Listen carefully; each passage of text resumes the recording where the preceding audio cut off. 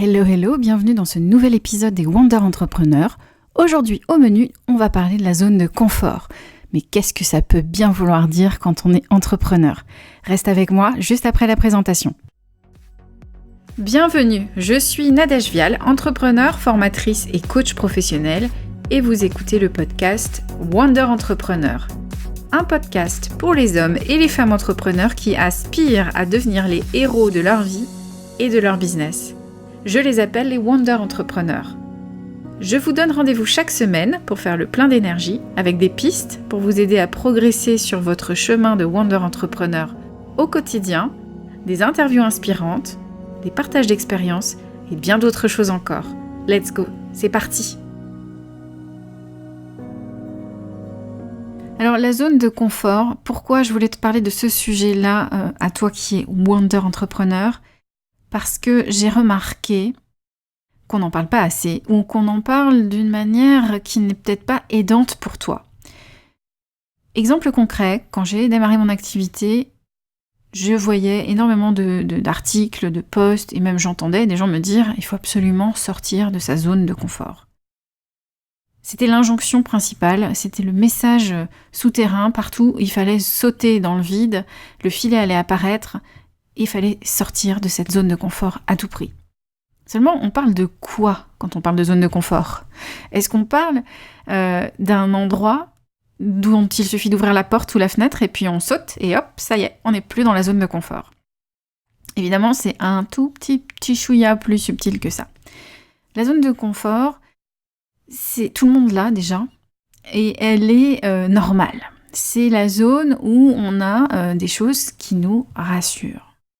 Dans les choses qui nous rassurent, il y a toutes nos habitudes, tout ce qu'on fait inconsciemment ou de manière répétée et traditionnelle dans notre famille, par exemple, depuis notre prime enfance. On a des rituels et on les suit à la lettre sans forcément se poser beaucoup de questions parce que ça fait partie des choses qu'on fait normalement.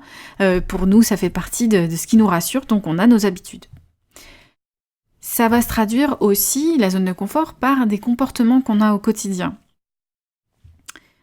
Ça peut être aussi bien des comportements agréables, positifs, du style prendre soin de soi, prendre soin des autres et être dans une démarche bienveillante, que des comportements négatifs, typiquement se mettre en colère pour des choses habituelles, par exemple, grand classique pour nous les Parisiens, si tu es dans la zone de Paris, mais dans les grandes villes en général, de toute façon, ne soyons pas sectaires, les bouchons.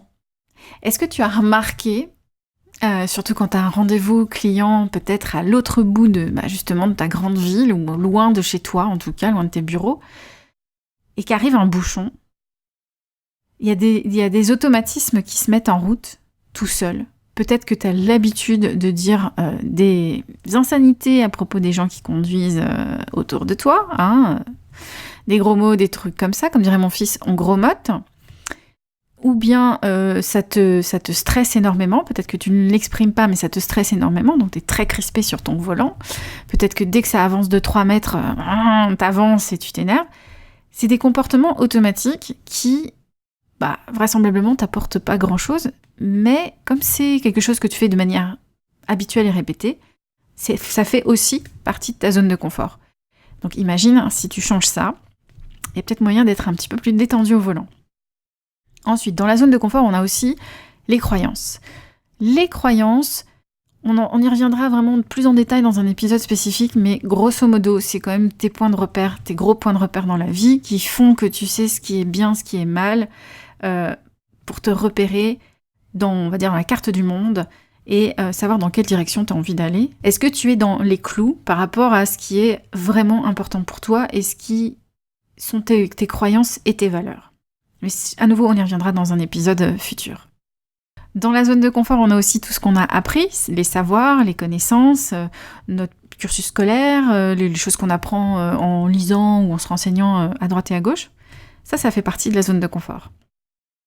On a aussi tout ce qui est règles de vie intégrées, c'est-à-dire on a des codes qu'on suit. À nouveau, c'est relativement machinal, ça va s'inscrire dans la même logique que les habitudes. on a l'habitude de faire des choses d'une certaine manière, de suivre des règles.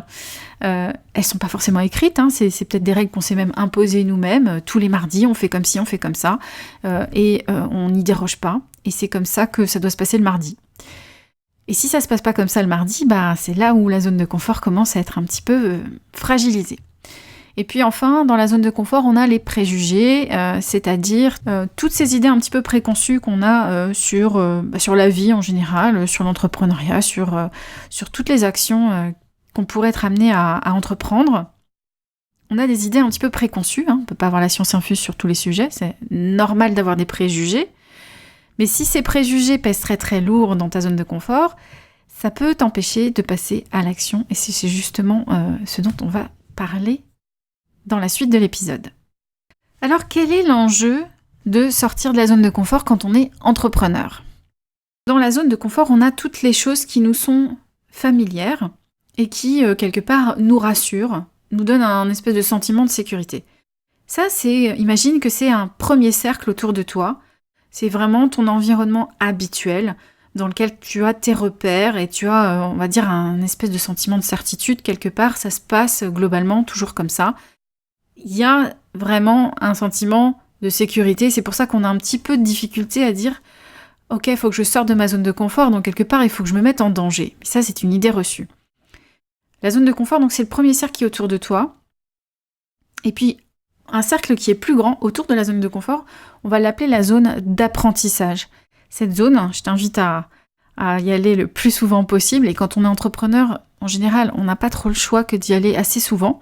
C'est la zone où on va apprendre des choses nouvelles, la zone où on va enrichir sa boîte à outils, sa boîte à expérience, où on va tester des choses, tout en restant toujours dans une zone de sécurité quand même, parce que on est proche de notre zone de confort, mais en même temps, on fait un peu un stretch, on fait une extension de ses compétences, de ses savoirs, de ses connaissances, de sa posture. On peut tester des choses dans cette zone d'apprentissage, et c'est là où on va vraiment grandir le plus et révéler notre potentiel et devenir quelqu'un qui est Wonder Entrepreneur, qui s'exprime avec ses talents, qui va oser dépasser la zone de confort, en tout cas l'étendre, parce que les deux cercles qui sont autour de toi peuvent tout à fait ils cohabitent et en même temps ils peuvent se mélanger. C'est-à-dire que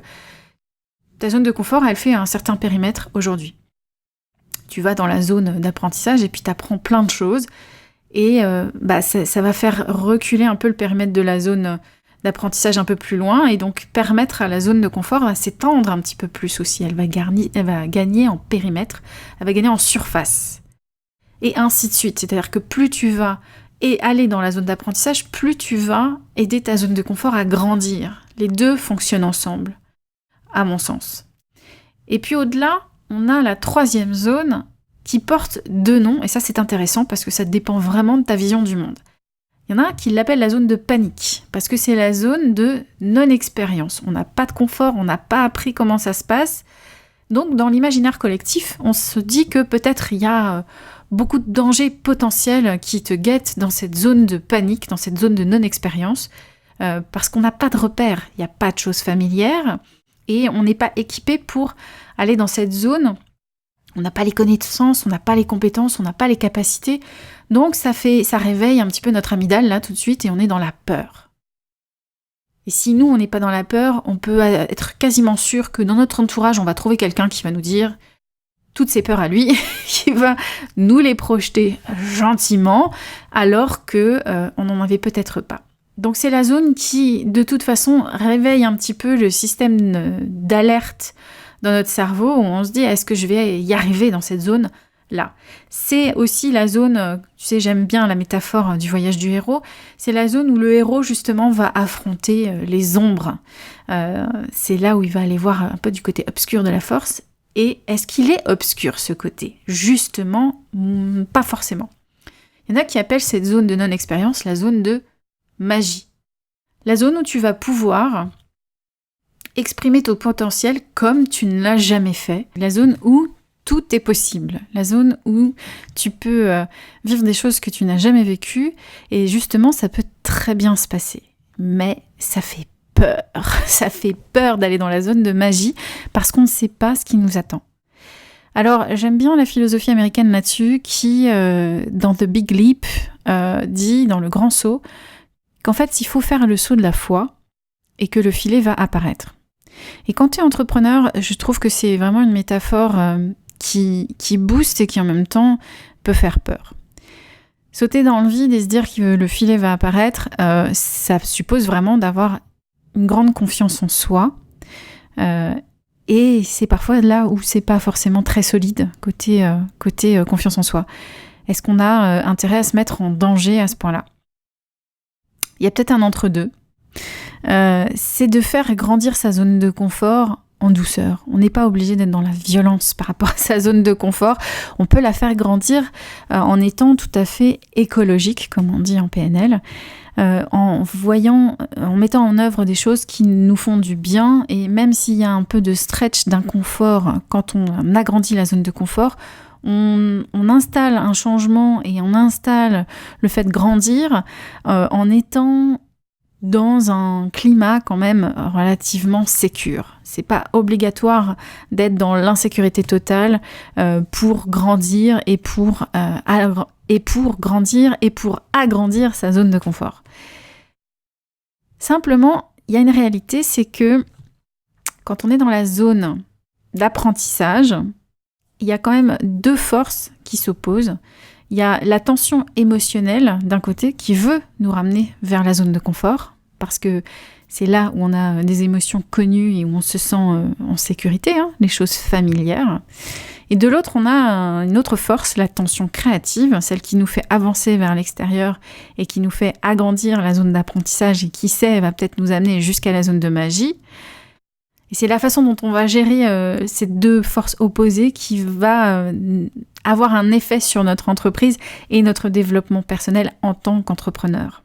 Alors pour continuer à avancer dans la zone d'apprentissage et qui c'est la zone de magie, ce qui va être primordial, c'est d'avoir une motivation plus forte que nos peurs. Parce que oui, quand même, faut qu'on dise les choses. Quand on commence à sortir de la zone de confort pour aller ne serait-ce que vers la zone d'apprentissage, il y a des peurs qui se réveillent de manière automatique. La peur de ce que les autres vont dire, la peur d'échouer, la peur du ridicule et la peur de la honte. Il y a une réalité quand on est entrepreneur, c'est que quoi qu'on fasse, ces 4 peurs-là, on devra toujours avoir à les gérer. Parce que la peur de ce que diront les autres, c'est une des premières à surmonter, j'ai envie de dire, parce que on est forcément confronté à la vie des autres quand on entreprend. L'entourage, j'en ai déjà parlé, a un avis très précis sur ce qu'on devrait faire et comment on devrait le faire, sans avoir nécessairement une expertise dans notre métier, ni même dans l'entrepreneuriat tout court. Et puis, ce que disent les autres, j'ai envie de te dire, mais qu'est-ce qu'on s'en balance ? T'es entrepreneur, donc forcément tu vas avoir des gens qui vont adorer ce que tu fais et des gens qui vont détester ce que tu fais. Ça, c'est la réalité de base, celle qu'on n'a pas forcément, celle avec laquelle on n'est pas forcément prêt à dealer, à gérer, parce que on aimerait bien que ça se passe super bien et que tout ce qu'on fait soit accueilli les bras ouverts avec une hola et peut-être même des petits pétales de fleurs. Mais ça, c'est la vision bucolique. On peut pas créer une entreprise et espérer faire 100% de satisfait, l'unanimité complète.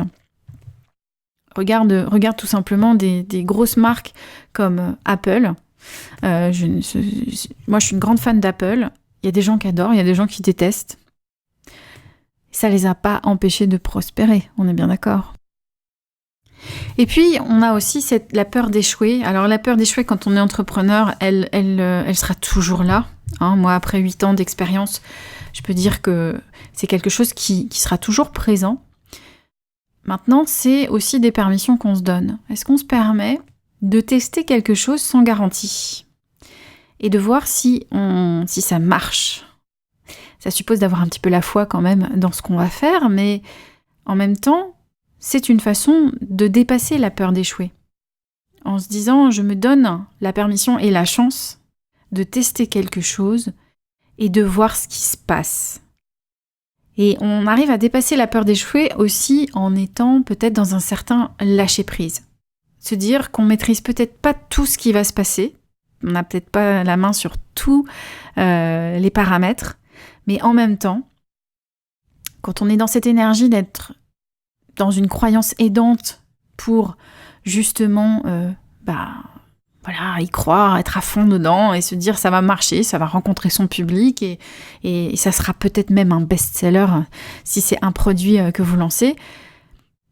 Si on est dans ce lâcher-prise, il peut se passer des trucs assez puissants.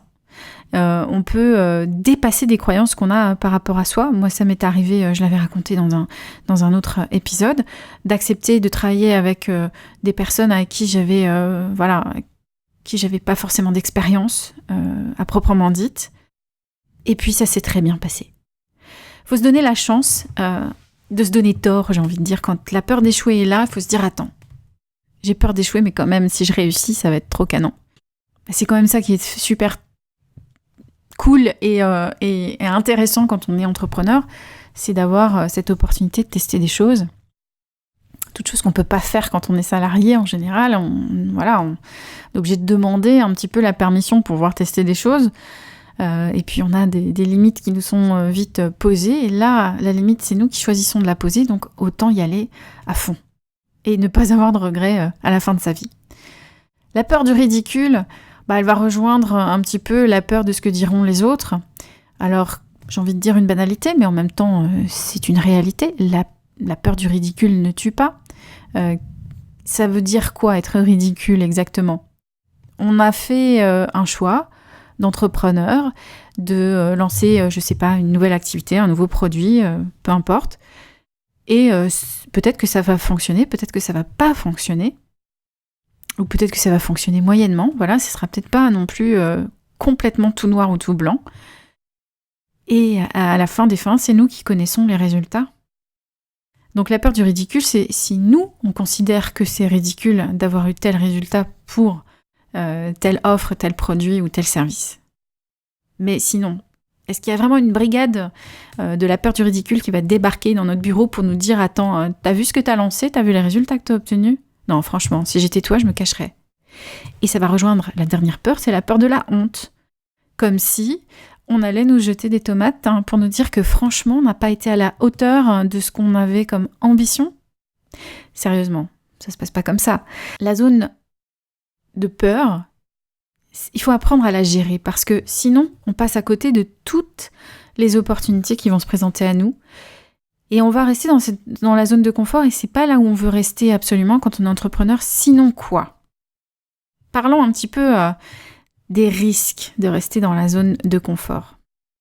Alors il y a une métaphore que j'aime bien employer pour expliquer un petit peu en quoi c'est risqué de rester dans sa zone de confort quand on est entrepreneur. C'est l'histoire de la pâte à modeler. Si tu as des enfants, tu sais de quoi je parle. La pâte à modeler au départ, quand tu l'achètes, elle est formidable. Tu la sors du pot, elle est souple, tu peux lui donner toutes les formes que tu veux, tout dans tous les sens. Elle est formidablement souple, elle est douce, elle est agréable à malaxer. Voilà, c'est quelque chose qui est très agréable, une pâte à modeler neuve, c'est très sensoriel. Et si tu la travailles tous les jours, il y a des chances qu'elle reste souple et extensible. Bon, elle va perdre un petit peu, mais globalement, elle va rester quand même assez bien, assez longtemps. Et à contrario, si tu la laisses dans sa boîte, si tu as déjà fait l'expérience, tu la laisses dans sa boîte et tu l'oublies 3 semaines, 1 mois, là, tu vas découvrir qu'elle se rétracte complètement. C'est-à-dire qu'avant, elle remplissait tout le pot, là, elle va être peut-être plus qu'à la moitié du pot, complètement desséchée et dure comme de la pierre. Surtout si tu l'oublies pendant des mois. Je te donne cette métaphore-là parce que je trouve qu'elle illustre bien ce qui se passe avec la zone de confort. Ta zone de confort, si tous les jours tu la travailles un peu comme un muscle ou comme une pâte à modeler, elle va rester quand même assez souple. Si tu fais juste un petit pas de côté dans la zone d'apprentissage tous les jours, quelque part tu l'entretiens ta zone de confort et elle va rester en forme, on va dire. Mais si tu la laisses comme ça dans une boîte et qu'elle se dessèche comme une pierre, tu pourras mettre de l'eau si tu veux, ta pâte à modeler ne va jamais revenir à sa forme initiale. Et ta zone de confort, ça risque d'être un petit peu la même histoire. Parce que la zone de confort, qu'est-ce qui la fait rétrécir à ton avis ? Il y a plusieurs choses qui sont vraiment prouvées scientifiquement. Déjà, c'est de vieillir. Plus on vieillit, plus on a un petit peu de mal à sortir de sa zone de confort, par habitude j'ai envie de dire, parce que voilà, les choses sont familières, sont posées, c'est cadré, ça nous convient peut-être pas à 100%, mais c'est quelque chose qu'on maîtrise globalement, donc on n'a pas très envie de bousculer sa zone de confort. Tu vois bien que plus les gens prennent de l'âge, plus voilà, c'est quelque chose qui demande des précautions si tu as envie de les inviter à sortir de la zone de confort, et parfois tu as un refus catégorique. Parce que justement, il y a une peur de sortir de tout ce qui est familier et maîtrisé. Alors il y a un autre élément qui fait rétrécir la zone de confort, c'est le manque de pratique. Quand on reste dans le mental. Ça c'est vraiment ce que j'ai constaté chez les entrepreneurs d'une manière générale. Ceux qui restent dans le mental, c'est-à-dire qui vont juste imaginer, mettre en place des tas de choses, mais qui ne vont pas passer à l'action, vont voir leur zone de confort rétrécir, s'effriter. Parce que moins tu passes à l'action, moins tu oses, plus tu as peur. Et c'est là qu'il y a un cercle vicieux qui se met en place. C'est-à-dire que tu perds l'habitude de dépasser tes peurs. Ça devient habituel de laisser tes peurs dicter ta conduite. Ça devient la norme. Donc ta zone de confort, elle rétrécit parce que les peurs, elles sont toujours là. Plus tu leur laisses de place, plus elles prennent d'espace, et moins tu as de chances de passer au-delà. Alors que franchement, normalement, tu as passé ta vie à agrandir ta zone de confort quand tu étais enfant. Et ça, on a tendance à l'oublier, mais quand on était enfant, au tout départ, on était très dépendant de nos parents. Quand on est un bébé, on peut rien faire tout seul. Et puis à un moment, on accède à la marche. Donc la marche, c'est vraiment le début des aventures quand on est enfant, c'est qu'on peut courir, on peut marcher, on peut aller partout dans le monde, si on veut. Puisque un voyage commence par un premier pas, comme disait un grand sage. Et quand on est enfant, c'est exactement ça. C'est le premier pas qui va nous donner cette grande liberté d'aller jouer, grimper, courir, sauter. C'est génial. On a carrément dépassé notre zone de confort à ce moment-là. Hein.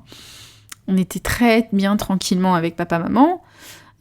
Et quand on apprend à marcher, rappelle-toi, ou observe tes enfants, ou les enfants des autres, on se prend des gadins quand même, on se fait mal, on s'écorche les genoux, on se griffe les mains, on se fait la misère.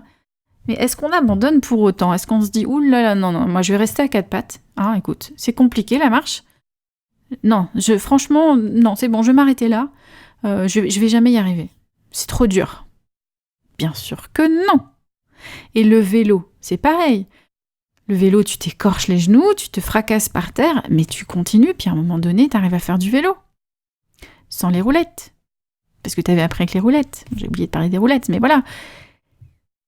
Et ça, c'est quelque chose qu'on fait naturellement, d'agrandir sa zone de confort quand on est enfant. Parce qu'on veut être indépendant, autonome, on veut faire des tas de choses. Et adulte, on a tendance à l'oublier. Et plus le temps passe, moins on sollicite en fait ce muscle de dépassement de nos peurs, plus il devient plus raide, moins on le sollicite en fait, plus il s'atrophie quelque part.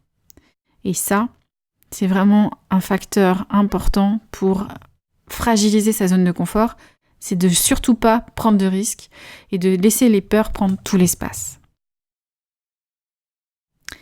Et pourtant, c'est contre-intuitif, hein.